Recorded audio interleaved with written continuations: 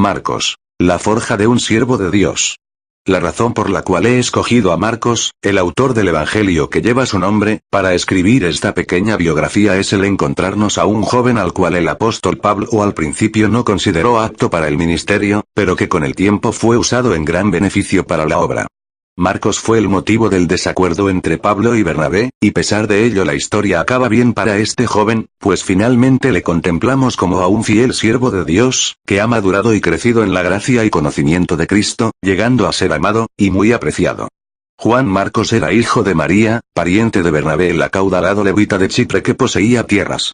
Parece ser que María era una mujer de cierta posición, con una casa lo suficientemente grande como para albergar a cierto número de cristianos en ella y poseía al menos una sirvienta. Cuando Pedro fue liberado milagrosamente de la cárcel donde estaba, acudió a esta misma casa que frecuentaba la iglesia incluso en tiempo de persecución. Juan Marcos poseía dos nombres. El primero judío ya había mostrado gracia y el segundo romano y había estado en contacto desde su niñez con los apóstoles de Cristo.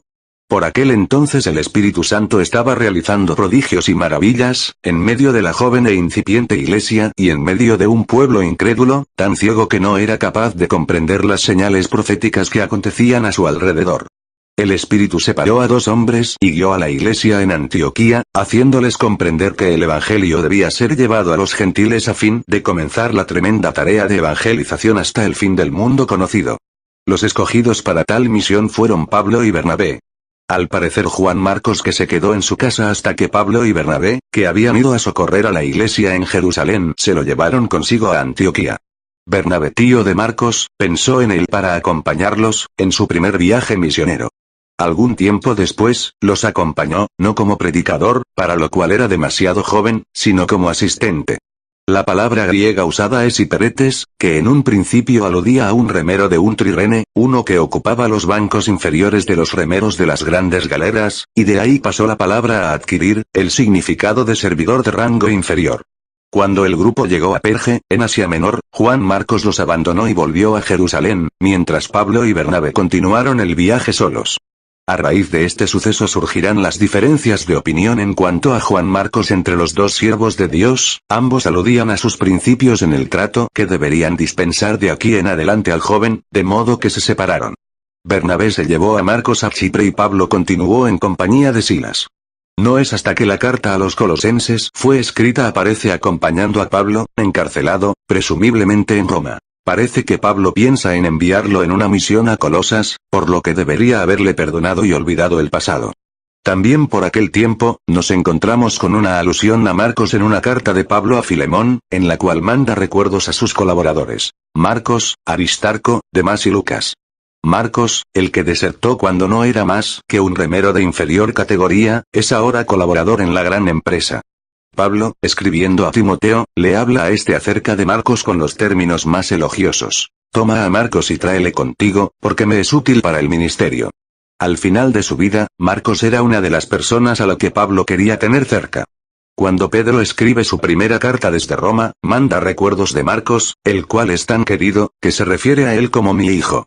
Sabemos que Marcos ayudó considerablemente a Pedro y tenemos las referencias históricas de un escritor cristiano llamado Papías, que vivió 100 años más tarde.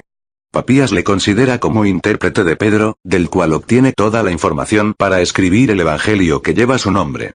El que quedó como desertor al principio, luego fue el hombre que Pablo quería tener a su lado al final de su vida y, el que nos ha conservado lo que Pedro predicaba y enseñaba de Jesús. Si consideramos el carácter como el conjunto de cualidades que influyen en la conducta de un individuo, distinguiéndole de los demás y, por lo tanto, como el modo de ser peculiar de cada persona y de la personalidad, podríamos asegurar, casi con toda certeza, que el carácter se forja a través de dos factores principalmente: el tiempo y las circunstancias por las cuales atraviese la persona. Desde un punto de vista bíblico, sabemos que Dios es el Dios de la historia, de la nuestra también. Señor soberano sobre toda circunstancia y al cual no se le escapa nada, pues por medio de su providencia y sabiduría lo ordena y conoce todo de antemano. Sin duda utiliza todos los medios a su alcance para formar a Cristo en nosotros. Con esto en mente, podemos afirmar que Dios por supuesto trabaja en nuestro carácter y personalidad, a través de las pruebas, de circunstancias adversas y otros factores que influencian nuestras vidas durante el peregrinaje por este mundo, forjando así nuestra vida de forma paulatina, hasta llegar a conseguir el talante cristiano que Él desea de nosotros. Esto no implica en ningún caso, que una persona tímida se convierta, de la noche a la mañana, en el personaje más extrovertido de la Iglesia. Dios puede obrar en nuestras vidas en la medida que Él quiera utilizarnos, modelando nuestro carácter según sus propósitos para nosotros, sin que ello conlleve una transformación total de nuestra antigua personalidad, o pérdida de esta. El Espíritu Santo y la Palabra de Dios nos ayudan y nos marcan la pauta a seguir para conseguir el auténtico carácter cristiano, pero recordemos siempre que somos un vaso de barro defectuoso como consecuencia del pecado, porque lo que no quiero hacer, eso hago. Juan Marcos, el personaje de nuestra historia, sufrió un cambio visible en su vida y su carácter, de lo cual tenemos los testimonios anteriormente citados. ¿Qué provocó este cambio? ¿Quién fue el autor del mismo? Dios es el autor del mismo, obrando a través de su espíritu y de todo el cúmulo de circunstancias y avatares por los cuales tuvo que pasar, sin olvidarnos que la voluntad de Dios expresada en su santa palabra leída, escuchada con atención aplicada a nuestro corazón puede obrar en nuestras vidas, dándonos crecimiento y madurez, si escuchamos y obramos con fe. ¿Podemos cambiar? Claro, que sí. Dios está dispuesto a moldearte como el buen alfarero que es. Sé humilde y no te resistas a su voluntad para ti. Ríndete a Él y Él hará.